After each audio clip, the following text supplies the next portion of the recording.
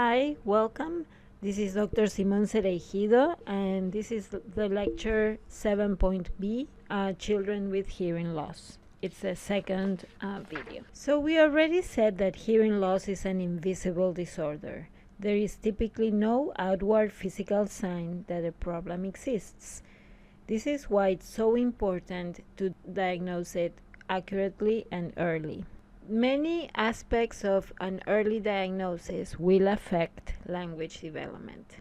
For example, these are some factors that we need to consider. Degree of hearing loss, whether it is mild, moderate, severe, or profound. The age of onset of the loss. Prelingual, postlingual. The slope of the hearing loss, so that we know what types of sounds may be affected. Then we have different set of ages. Age of identification of the loss, which may be different than the age of onset, and age of intervention or age of habilitation, which may be quite far from the identification and the onset of the loss. We also need to know the amount of habilitation, the amount of intervention, and the type, whether the child is got hearing aids, cochlear implant, etc. For congenital hearing loss, these are some of the steps that we would like to cover in order to have the best outcomes for language development. Screening should be completed by age 1 month, so in the first month. Diagnosis by the 3rd month, and early intervention started by age 6 months. When the loss is not identified by 6 months, the children are more likely to have significant language delays. The intervention or the habilitation that these children needs to be individualized. And typically we have the following goals.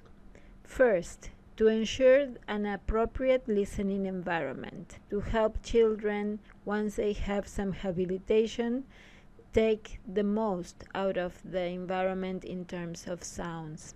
Maximize audition and support the listening development. And realize that people who work with children who are deaf or with hearing loss, they pay a lot of emphasis onto listening, not just the sensation of sound, but also to improve on the perception of sound. The overall goal of all interventions for pediatric hearing loss is the development of health, of social and emotional environments that will support individuals in order to integrate them fully into the society and lead productive lives. There are several ways in which we can reach that goal, and those are different communication choices. And I know you have been aware of the distinction between deaf culture with capital D and deaf lowercase d, and I know you have learned more about that in other courses. If the individual is going to be trained and treated in order to develop language, there are certain devices that probably will be recommended, such as hearing aids, assistive listening devices, or cochlear implants. In terms of communication methods, we are going to cover 4 main types. The first one is what is called auditory verbal unisensory method. In this case, the emphasis is on auditory skills. There is no teaching of sign language or no use of sign language, and no speech reading. Another method is the oral auditory oral method. In this case, once again, we have an emphasis on auditory skills and no sign language, but there is the addition of visual methods such as speech reading. Another method is what is called cued speech. In this case, they use the same strategies as auditory skills and speech reading, plus a visual system of communication that uses 8 hand shapes around the face when the person is speaking, and that cues the listener. And the next method is total communication, and this is the method that is taught in our schools for the deaf. This is a combination of as many strategies as possible. So they use sign, they use speech reading, body language, finger spelling, natural gestures, oral speech, and amplification. There is a type of intervention that is called listening and spoken language, and there are people trained in listen.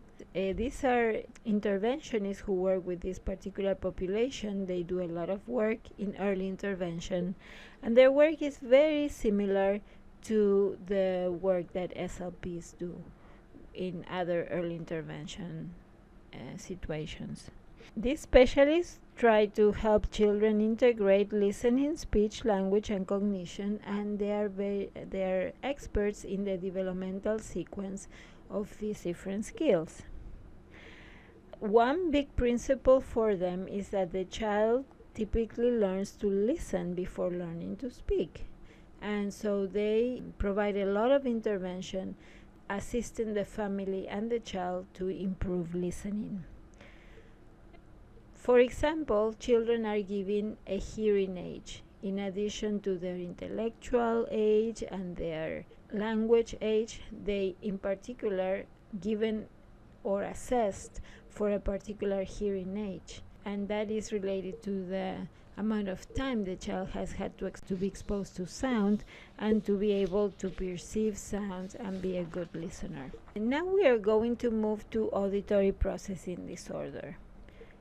An auditory processing disorder is a type of hearing loss that adversely affects an individual's processing or interpretation of auditory message. These people have normal hearing in terms of sensations, but they have a difficult time interpreting what they hear. What are some of the behaviors that these people may show? They may have difficulties localizing sound and localizing the side of the sound, whether the sound is coming from the right or the left. They may have difficulties discriminating different signals. They may also have difficulties recognizing patterns of sound. Let's say an ascending sequence of tones or a descending sequence of tones. They may have difficulties identifying those.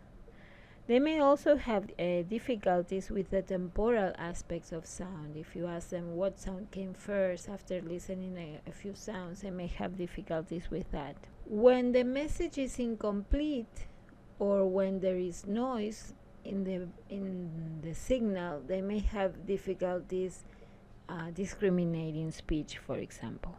What else they may show? For example, they may appear to have a hearing loss even though they don't have one.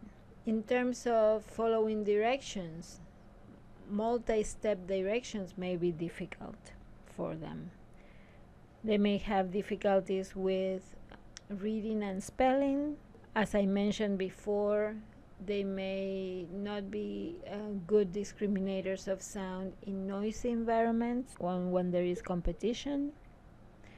They may rely quite a lot on visual cues rather than auditory messages. Some of them has a history of fluctuating hearing loss, including middle ear infections, and they may appear sort of distractible.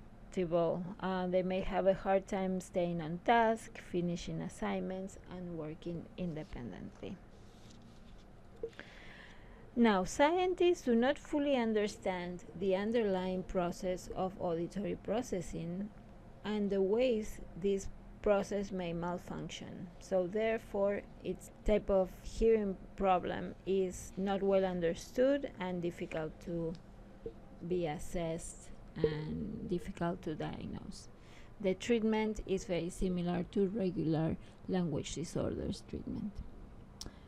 Okay, we stop here and I'll see you in class. Thanks so much.